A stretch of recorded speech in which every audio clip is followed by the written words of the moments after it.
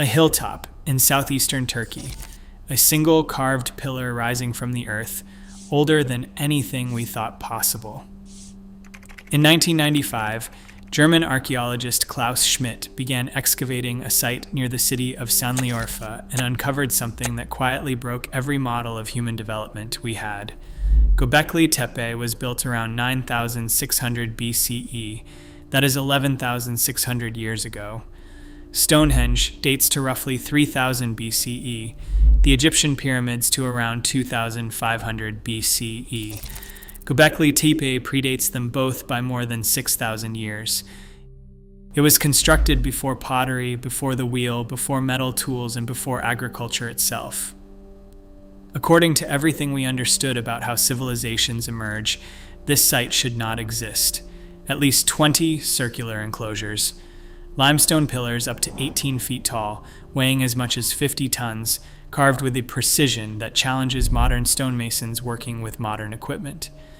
The question is not how they built it. The question is who they were.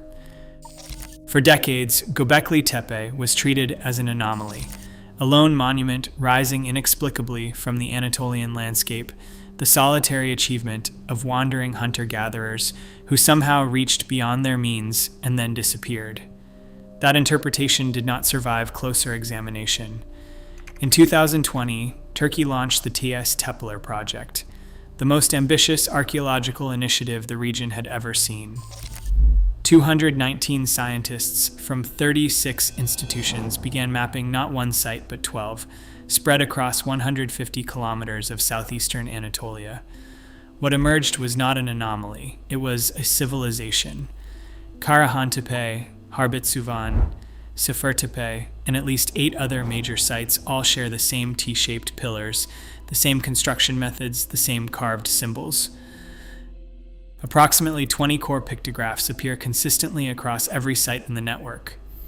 These are not crude scratches or decorative flourishes.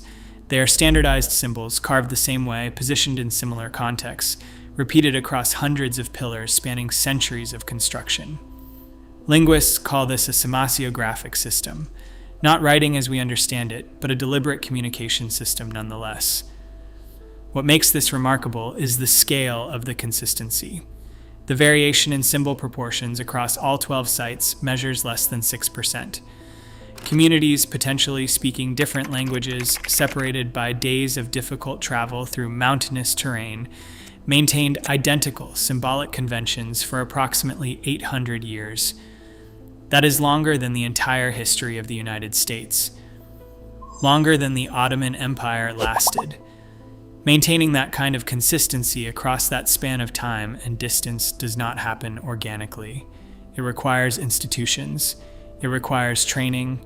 It requires someone checking the work and correcting the errors across dozens of generations. Göbekli Tepe was not a solitary mystery. It was the ceremonial center of a connected regional civilization, and that civilization had been hiding in plain sight for 30 years. The symbols themselves are where the story gets difficult to dismiss. When researchers analyze the complete corpus of carvings across all 12 sites, patterns emerge that go beyond shared iconography. Specific symbols pair together with a consistency that exceeds what random artistic choice would produce.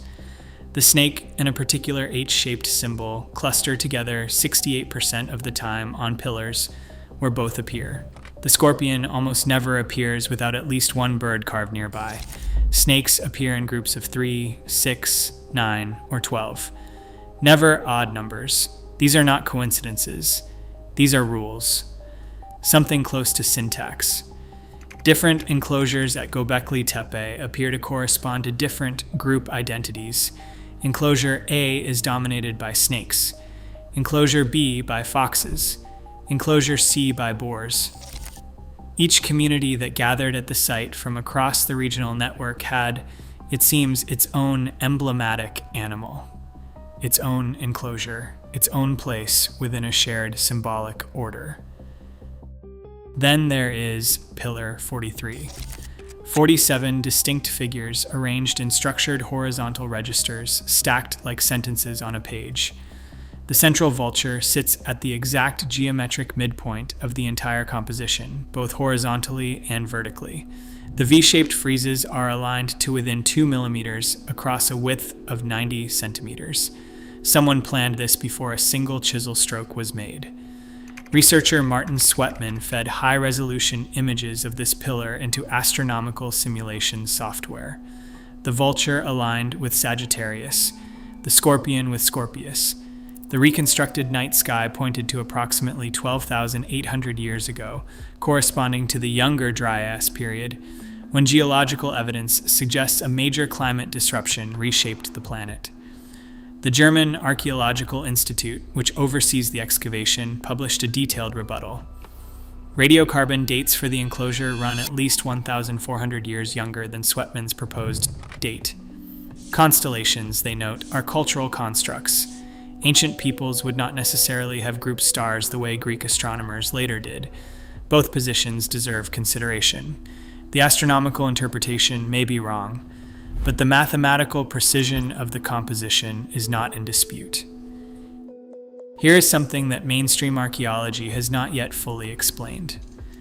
At every ancient construction site we have ever studied, quality improves over time. The Egyptians built increasingly sophisticated pyramids as their techniques developed across centuries. Greek architecture grew more refined with each generation. Roman engineering became more ambitious decade by decade. Skill accumulates, knowledge compounds. That is how civilizations work. At Göbekli Tepe, it works in reverse. The earliest construction layers, dating to approximately 9,600 BCE, contain the largest pillars, the deepest undercut reliefs, and the most complex symbolic compositions found anywhere at the site. Layer 2, built 500 to 800 years later, shows smaller pillars, shallower carving, and simpler designs. By the final occupation phase, the work is comparatively crude. Imitations of earlier forms, executed by people who clearly could not match what their predecessors had achieved. The AI analysis quantified this precisely. In the earliest phase, symbol pairings follow the established co-occurrence rules 92% of the time. By the middle phase, that drops to 73%. In the final occupation period, it falls to 58%, barely above random chance. Within 800 years, a civilization went from rigidly maintaining complex symbolic conventions to barely remembering they existed. The quarrying tells the same story. The earliest builders used thermal shock fracturing, heating limestone to between 400 and 600 degrees Celsius, then applying cold water rapidly. The thermal stress caused fractures along predetermined lines, allowing precise separation of stone from bedrock. It required intimate knowledge of the material's internal structure. Later quarry sites show only crude pecking with hammerstones. The thermal technique vanishes from the archaeological record entirely within a few centuries of its first appearance. No practice stones exist anywhere in the quarry fields. No failed attempts, no evidence of a learning curve at the beginning. The skills arrive fully formed, execute with precision, and then slowly drain away. That is not the pattern of invention. That is the pattern of inheritance. Around 8000 BCE, something remarkable happened across the entire Tas-Tepeler network. Every site was buried, not destroyed by conflict, not abandoned to gradual erosion, buried carefully, methodically, under thousands of tons of layered earth. The enclosures, the carved pillars, the symbolic compositions, all of it sealed underground with such precision that the structures survived virtually intact for 12,000 years. Whoever performed this burial understood exactly what they were doing. They were not closing a temple. They were preserving one. The timing is what demands attention. The burial coincides precisely with the moment agriculture became fully established across the region. According to every model of civilizational development we possess, this should have been a moment of acceleration. More reliable food means larger populations.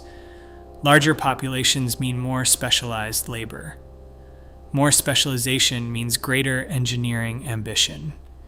That is how it worked in Egypt, in Mesopotamia, in the Indus Valley, in China. The agricultural revolution propels civilizations forward. Here, at the exact moment it should have done the same, the builders sealed everything and walked away.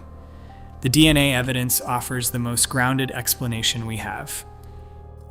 Ancient genomes recovered from the nearby site of Göbekli Tepe, dating to approximately 8,500 BCE, confirm that the populations of this region were the direct genetic ancestors of the Anatolian Neolithic farmers who migrated into Europe beginning around 7,000 years ago.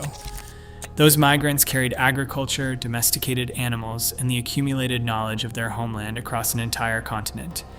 The builders did not vanish, they dispersed. The specialized knowledge that had been held and transmitted by trained practitioners at 12 sacred sites diluted across thousands of farming villages scattered from Anatolia to the British Isles. The stonemasons became farmers. The ritual specialists became village elders. The thermal shock technique was forgotten within generations. Not catastrophe, transformation. And in that transformation, something was lost that took 12,000 years to find again. The title of this script makes a claim worth examining honestly. The evidence from Göbekli Tepe confirms one sophisticated pre-agricultural civilization that rose, peaked, measured its own decline, and deliberately preserved its knowledge before dispersing. The broader claim that this pattern has repeated 5 times across deep prehistory draws on converging threads. The Sumerian king list's antediluvian rulers, assigned reign lengths in the hundreds of thousands of years, were likely mythological figures encoding political legitimacy rather than literal history. And yet, the underlying structure of the narrative, civilizations rising and falling before a catastrophic reset, echoes across cultures separated by oceans and millennia. The geological signatures of the Younger Dryas impact event, the recurring archaeological evidence of abrupt population collapse at multiple points before recorded history, and now the physical proof of a sophisticated civilization that vanished just as agriculture took hold, all of it converges on the same uncomfortable question.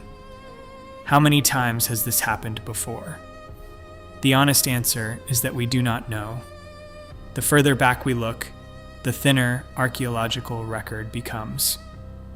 Absence of evidence is not evidence of absence, particularly when the evidence in question was buried deliberately or built from organic materials that do not survive millennia or simply lies beneath terrain we have not yet examined. What the evidence does confirm is a pattern. A civilization reaches sophistication, its knowledge becomes concentrated in specialists. Something disrupts the system, whether climate, dispersal, or transformation. The specialists disappear. The knowledge fragments into folklore and myth, and the next civilization that rises inherits only shadows of what came before. The builders of Göbekli Tepe watched their own knowledge degrading. They measured the decline. They carved what mattered into stone and sealed it underground. They were not the first to face this moment. The question worth sitting with is whether we are the last. 90% of Göbekli Tepe remains unexcavated. Ground-penetrating radar has confirmed at least 20 more circular enclosures buried beneath the surface. Sealed underground chambers with walls too straight to be natural wait beneath structures that have not been disturbed in 12,000 years. Nobody knows what is inside them. The TS Tepler project continues. 12 active sites, hundreds of researchers, new technology revealing patterns invisible to earlier archaeologists. Every season produces discoveries that deepen the questions rather than resolve them. The builders spent centuries carving their knowledge into stone, standardized it across 12 sites, and buried it carefully under mountains of earth. They trusted that someone would eventually return with the tools to find it, excavate it, and understand it. We have returned. We are only at the beginning. The stones are still there on that hilltop in Turkey. The symbols still follow their ancient rules. The pillars are still waiting,